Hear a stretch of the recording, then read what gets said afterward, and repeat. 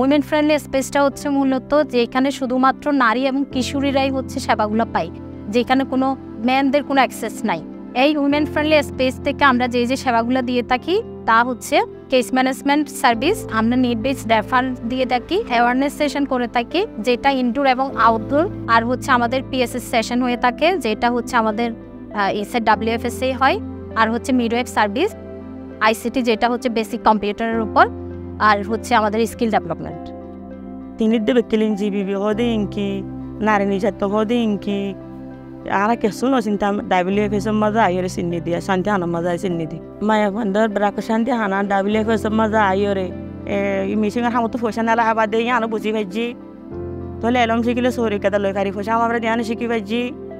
tole oto balosher khabar ma ful tuliye 1500 টাকা বেশি পারে আমদানি করি পারি এখন সাইরগো আল্লাহ দিলি আয় আল্লাহ দিলি বাপসারা ব্রাকো স্কুলত ফের স্কুলতে দি প্রাইভেট ডরে ফোন নাই হরাই পারি আলহামদুলিল্লাহ আরারে বশিকাতা গরাইয়ে আজি যদি শিক্ষাটা কিনে করতো আজি আর নজানিতাম নবুঝিতাম। আমি শান্তিকানায় এসে স্কিল ডেভেলপমেন্ট বলতে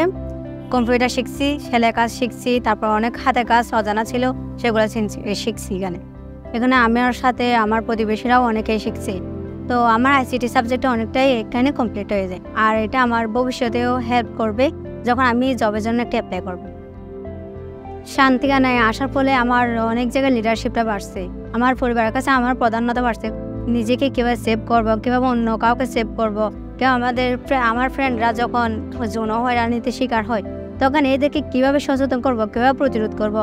এটা জানছি, সাহসী হয়েছি। তাই এটা কোনো প্রবলেম পড়লে আমাকে বলে, এটা একটু পরামর্শ দেয়, এটা আমার অনেক ভালো লাগে।